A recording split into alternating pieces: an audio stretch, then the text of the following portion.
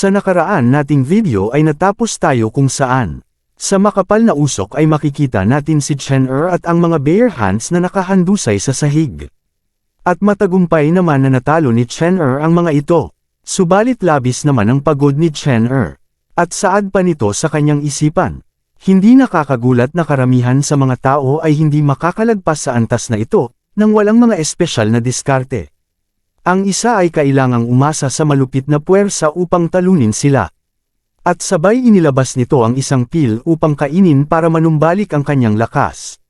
Sa kabilang banda, sa labas ng U-Tower at ay sinasabi nila na hanggang ngayon ay hindi pa rin lumalabas si Chen-er, baka raw namatay na siya loob. Sinabi naman ng mga magagandang dilag na may naglalakihang mga kahon.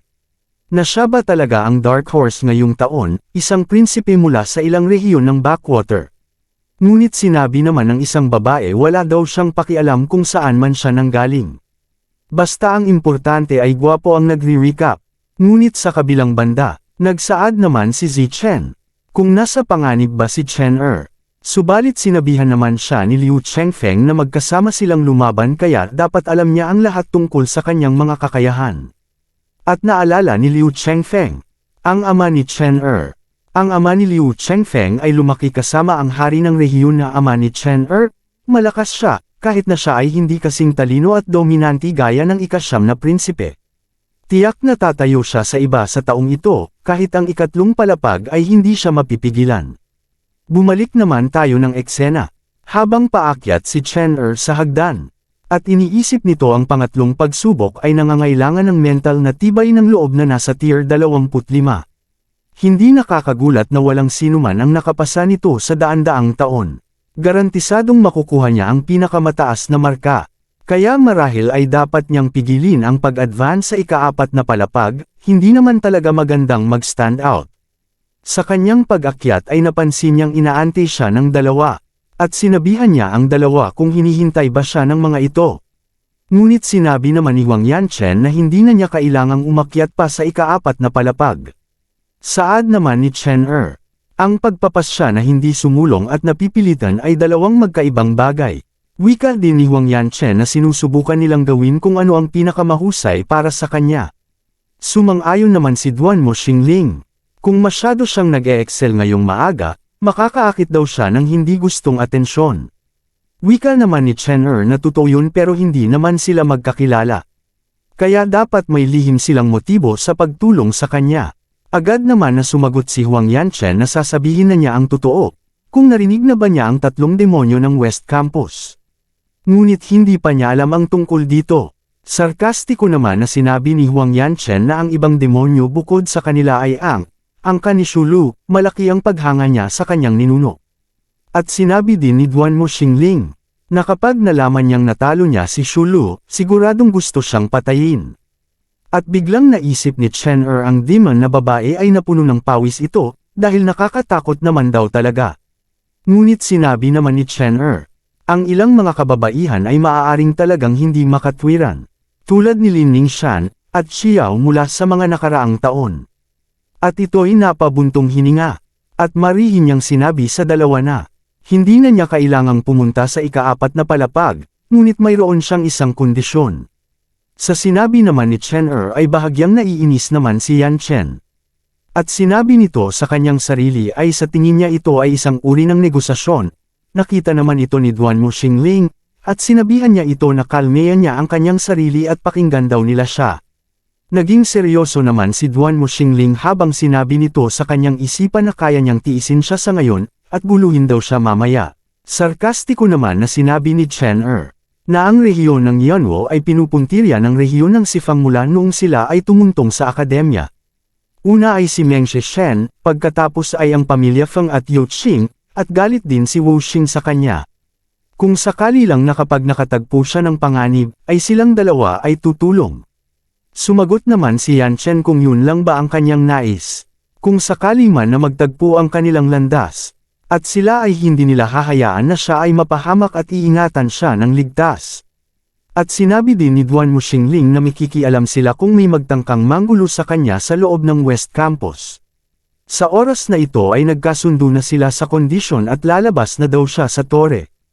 At agad naman na umalis si Chen Er at iniwan niya ang dalawa. Sa pag-alis ni Chen Er ay nag-usap ang mga ito. Sambit ni Huan Yanchen na pagdating niya sa bantay ng dragon, tuturuan niya ito kung paano kumilos. Para matututo siyang gumalang sa demonyo. Ngunit sinabi naman ni Duan Muxingling na huwag daw niya itong patayin, dahil gusto pa niyang paglaruan ito. Nalipat naman tayo ng eksena. Sa labas ng Wu Tower. At makikita naman natin ang mga martial artist na inaantay nila ang paglabas ni Chen Er sa Wu Tower. At ilang sandali lamang ay masusulyap na natin siya sa paglabas nito sa lagusan. Agad naman nilapitan siya ni Elder Sito. At ito'y nabigla at hindi makapaniwala sa sinabi ni Chen Er. At sinabihan siya ni Elder Sito na pumasa siya sa ikalawang pagsubok sa ikatlong palapag, patunayan daw niya na hindi siya maaaring magsinungaling sa ganoong bagay. Naging seryoso naman si Chen Er at sumagot ito na ano ang silbi ng pagsisinungaling. Dahil hindi niya maaring dayain ang pagsusulit, kung ginawa niya ito baka siya ay madidisqualified. Agad naman na ibinaling ni Elder Sito ang kanyang tingin sa babae, ibigay sa kanya ang aspect mirror. Sa kabilang banda, at makikita naman natin ang ibang martial artist na nabigla sila sa kanilang narinig mula kay Chen Er. Wika pa nila. Narinig ba nila na tamang pumasa siya sa ikalawang pagsubok ng ikatlong palapag, at walang nakagawa nun sa loob ng ilang dekada? At sa oras na ito ay itinaas nila ang kamay ng ibang martial artist. Sa sandaling ito ay nabigla naman si Chen Er at hindi ito makapaniwala sa kanilang ginawa. Habang nakatingin si Chen Er sa kanila ay hindi niya inaasahan na ganito ang mangyayari. At maririnig natin ang sigawan ng mga ibang martial artist sa pangalan ni Chen Er. Ngumiti naman si Liu Chengfeng. At sinabi niya na, siguradong galit na galit sila ni Wu Xing matapos marinig na mas malayo pa siya kaysa sa kanila. Wika din ni Zichen. Natingnan nila kung sino ang maglalakas loob na tingnan pababa ang rehiyon ng Yanwu ngayon. Ngunit napahawak na lang sa ulo si Chen Er at ito'y sumagot. Na maliit pa lang ang puwersa, kaya dapat maging low profile hanggat hindi sila ginagalit ng Sifang region. Sa kabilang banda, pinagpawisan at nanganginig sa galit ang hangal na si Wu Xing. At ito'y napamura na lang. Naninakaw daw ni Chen Er ang lahat ng atensyon na dapat ay sa kanila lang. At ito'y naririndi sa pagsigaw ng ibang martial artist sa pangalan nito.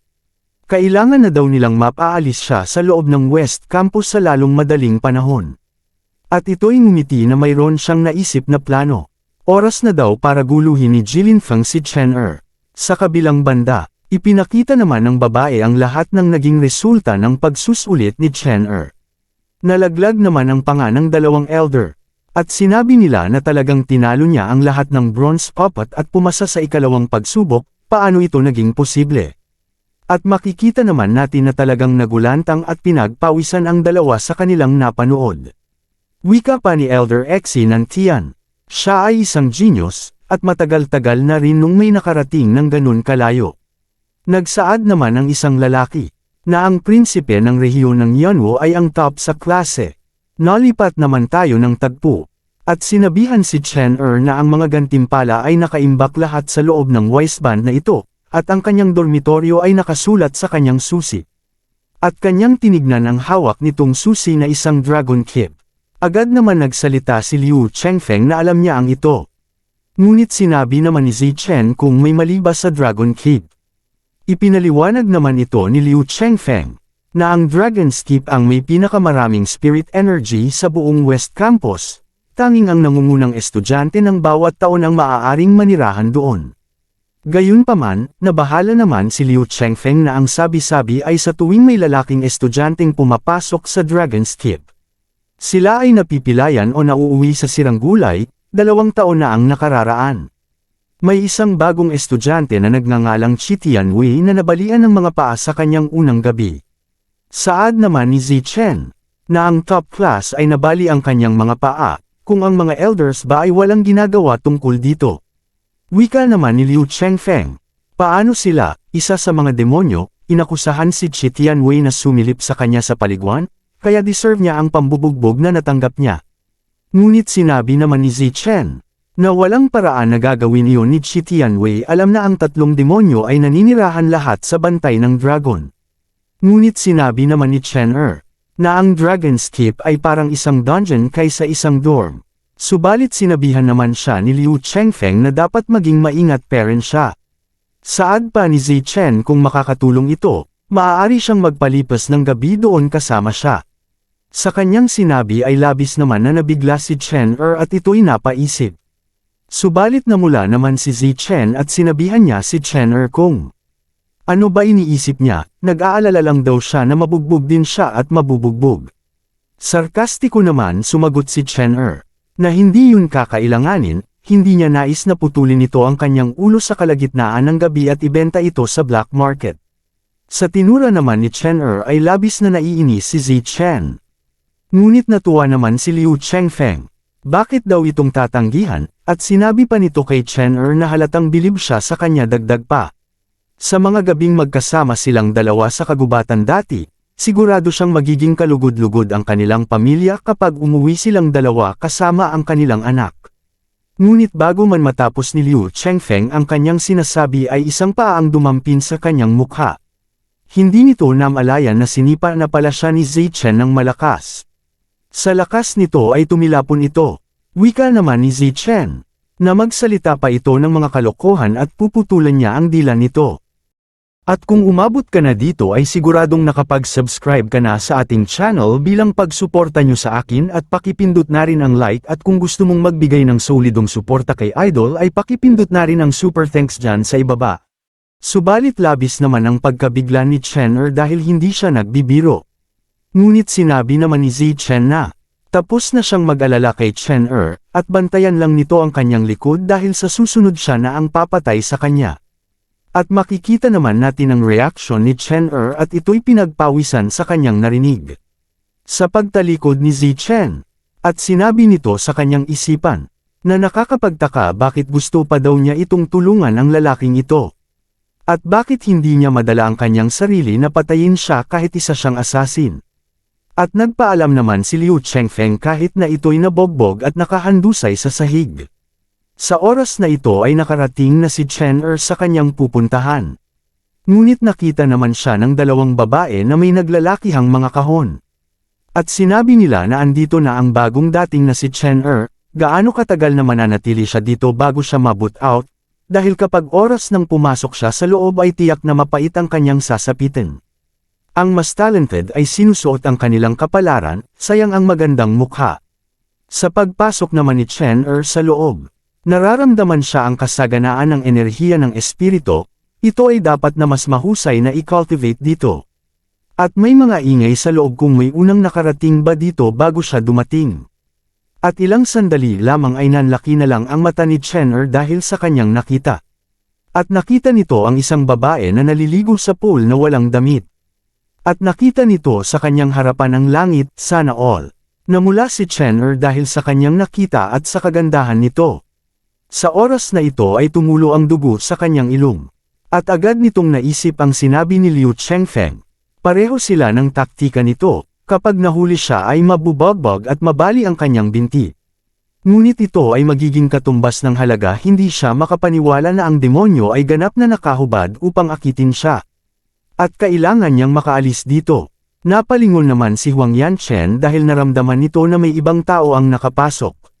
Ngunit sa sandaling ito ay sinabi ni Chen kung natuklasan na ba siya dahil naglagay siya ng bitag para sa kanya, dapat lang daw siyang lumaban at sabay itong umatake ng walang pag-alinlangan. Wika naman ni Huang Yanchen at sinabi nito na bakit wala siyang sinabi nung pumasok si Duanmu Xingling. Ngunit nabigla na lang ito dahil hindi niya inaasahan na bigla siyang inatake nito. Ginamit ni Chen ang kanyang trampling strike technique.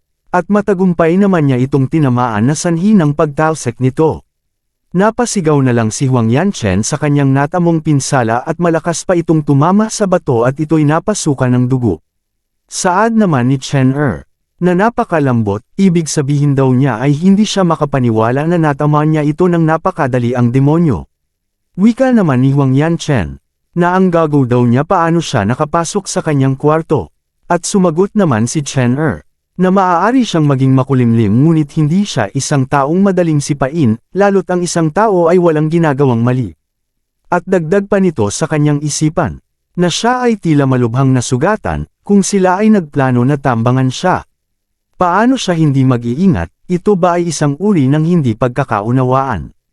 At hinubad nito ang kanyang puting damit, at kanyang pinangtakip sa katawan ni Huang Yanchen. Ngunit sinasabi naman ni Huang Yanchen na papatayin daw niya ito. Ngunit habang nakatingin si Chen sa kanya ay batid sa kanyang mukha. Na nagagandahan talag siya sa kanya. At naglabas siya ng isang pil at kanyang pinakain ito. Sambit pa ni Chen sa kanyang sarili na. Hindi pagtataka napakaraming taong nagsakripisyo para mapalapit sa kanya. Ngunit siya ay isang matuwid na tao. Pagkalipas ng isang araw, ay makikita naman natin si Chen at si Huang Yanchen na nakahiga parent sa kanyang kama. Kinuha naman ni Chen ang isang kristal, at sinabi nito. Napakarami niyang nakuha mula sa pagtatasa ng unang round, hindi siya makakakuha ng magandang pera para sa mga ito. At ilang sandali lamang ay tuluyan nang nagising si Huang Yanchen. At sinabi nito na masakit ang kanyang buong katawan at kung ano ang nangyari kagabi. At sa kanyang pagmulat ng mata ay bumungad sa kanya si Chen At naalala nito inatake siya ni Chen sa paliguan at nawalan ng malay. At napagtanto niya na bakit siya nandito sa kama na ganito lang ang suot niya. Nanlaki na lang ang mata nito at naisip niya kung anong ginagawa niya sa kanyang kwarto at sa kanya. Sinigawan naman niya si Chen kung anong ginawa nito sa kanya, dahil sa kanyang ginawa ay masisira siya. Ngunit ngumiti naman si Chen habang may hawak itong isang dagger. At sinabihan niya ito na siya ay gising na wag daw itong maging sagrado. Ibig niyang sabihin walang pinsala. Kagabi ay hindi niya lubos na kasalanan. At nakita naman ito ni Huang Yanchen at napaisip ito na may hawak siyang punyal kailangan daw niyang manatiling kalmado. At magkakaroon pa siya ng pagkakataon na maghiganti siya sa hinaharap. Agad naman na sinabi ni Huang Yanchen na walang kasalanan si Chen at kasalanan daw niya ang lahat, hindi niya dapat sinubukang akitin siya.